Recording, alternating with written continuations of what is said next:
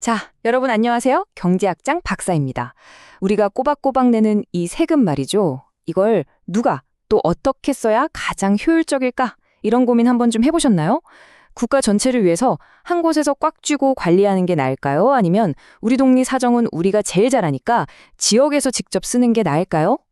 이 아주 근본적인 질문이 바로 오늘 우리가 다룰 중앙집권과 지방분권의 핵심입니다. 자, 한번 구체적으로 상상해 볼까요? 전국에 쫙 깔리는 고속도로 망을 만든다거나 나라 전체를 지키는 국방 시스템. 이런 어마어마한 사업은 아무래도 강력한 중앙정부가 딱 중심을 잡고 추진하는 게 효율적이겠죠? 그쵸? 근데 우리 동네 골목길 가로등이 깜빡거리는 문제?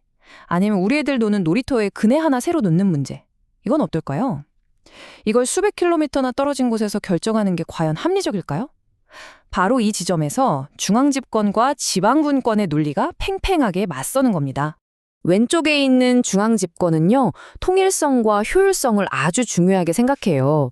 그러니까 하나의 강력한 정부가 모든 걸 지휘하는 거죠. 반면에 오른쪽의 지방분권은 다양성과 자율성을 존중합니다. 각 지역이 자기 일은 자기가 알아서 하는 그런 모델이라고 볼 수 있겠네요. 자, 오늘 이야기의 두 주인공, 지금부터 본격적으로 한번 파헤쳐보겠습니다. 좋습니다. 그럼 먼저 중앙 집권의 힘에 대해서부터 한번 알아볼까요? 도대체 왜 어떤 사람들은 이 강력한 중앙 정부가 안정과 효율을 가져온다고 그렇게 주장하는 걸까요? 그 논리의 핵심으로 한번 쑥 들어가 보시죠. 네, 바로 이런 질문이 나올 줄 알았어요. 아주 좋은 질문입니다. 교수님, 그냥 모든 권한을 중앙정부에 확 몰아주는 게 더 효율적인 거 아니에요? 맞아요. 정말 많은 분들이 이렇게 생각하십니다. 실제로 이 효율성이라는 단어, 이게 바로 중앙집권을 지지하는 가장 강력한 이유 중 하나거든요. 왜 그런지 구체적인 장점들을 보면서 한번 따져보죠. 중앙정부를 거대한 배의 선장이라고 한번 생각해 보세요. 경제위기라는 아주 거친 폭풍우가 몰아칠 때 이 선장이 딱 방향을 잡고 일관된 정책을 펼쳐야 배가 흔들리지 않겠죠? 또 부유한 지역에서 거둔 세금으로 좀 어려운 지역을 도와주는 이른바 소득 재분배라는 돛을 올려서 전국적인 형평성을 맞출 수도 있고요.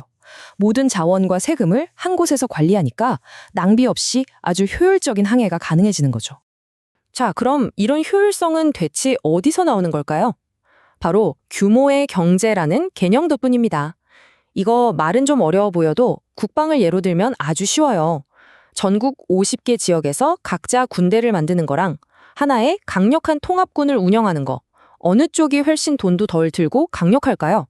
당연히 후자겠죠. 이렇게 뭉치면 뭉칠수록 커지면 커질수록 단위당 비용, 그러니까 하나당 드는 비용이 확 줄어드는 현상. 이게 바로 규모의 경제의 핵심입니다. 하지만 말이죠. 이 중앙집권이 모든 문제 해결책은 당연히 아니겠죠. 이 효율성만 너무 쫓다 보면 우리가 놓치는 건 없을까요? 자, 이제 시선을 좀 돌려서 각 지역의 목소리에 한번 귀를 기울여 보는 거죠. 지방분권의 매력을 알아볼 시간입니다. 아, 바로 이겁니다. 이 질문이 중앙집권의 가장 아픈 곳, 뭐랄까, 아킬레스건을 정확하게 찌르는 질문이에요. 한번 생각해 보세요. 저기 서울에 있는 똑똑한 공무원이 수백 킬로미터나 떨어진 해남 땅끝마을 주민들한테 지금 당장 필요한 게 낡은 도서관을 고치는 건지 아니면 아이들을 위한 공원을 새로 만드는 건지 이걸 어떻게 정확히 알 수 있겠어요? 거의 불가능에 가깝죠. 지방분권은 바로 이런 문제를 해결해 줍니다. 지역 주민들이 진짜로 원하는 맞춤형 서비스를 제공할 수 있게 되죠. 내가 낸 세금이 바로 우리 동네 도서관의 새 책이 되는 걸 눈으로 직접 보면 어떨까요? 당연히 정부에 대한 신뢰도도 쑥쑥 올라가겠죠. 자, 여기서 한 걸음 더 나아가면 아주 재밌는 현상이 벌어지는데요. 지방정부들 사이에 경쟁이 시작돼요. 예를 들어 옆 동네가 교육 환경을 엄청 좋게 만들었어요. 그럼 사람들이 그쪽으로 이사를 가려고 하겠죠? 이런 걸 우리가 발로 하는 투표라고 부르는데 이게 각 지방정부가 더 나은 서비스를 제공하려고 노력하게 만드는 아주 강력한 혁신의 동력이 되는 겁니다. 자, 여기까지 오니까 어떠세요? 중앙집권도 맞는 말 같고 지방분권도 맞는 말 같죠? 맞습니다. 현실 세계는 이 둘 중 하나만 딱 선택하는 그런 흑백의 문제가 아니에요. 정말 중요한 건 이 둘 사이에서 최적의 균형점을 찾아내는 겁니다. 그래서 경제학자들이 이 균형점을 좀 객관적으로 측정하려고 만든 지표가 있어요. 바로 중앙집권화율이라는 겁니다. 간단히 말하면요. 나라 전체 살림살이, 그러니까 정부가 쓰는 총 지출 중에서 중앙정부가 직접 쓰는 돈이 얼마나 되는지 그 비율을 나타내는 숫자예요. 이 숫자가 높다. 그럼 중앙집권적인 나라. 낮다? 그럼 지방분권적인 나라. 이렇게 이해하시면 쉽습니다. 그렇다면 실제 다른 나라들은 어떨까요? 궁금하시죠? 여기 OECD가 발표한 2023년 데이터를 보면 각 나라가 이 균형점을 어디쯤에 두고 있는지 대략적으로 알 수 있습니다. 자, 이 표가 좀 복잡해 보이니까 제가 보기 쉬운 그래프로 한번 정리해서 보여드릴게요. 자, 그래프를 보니까 차이가 한눈에 확 들어오죠? 저기 맨 왼쪽 프랑스는 80.9%. 와, 굉장히 높죠?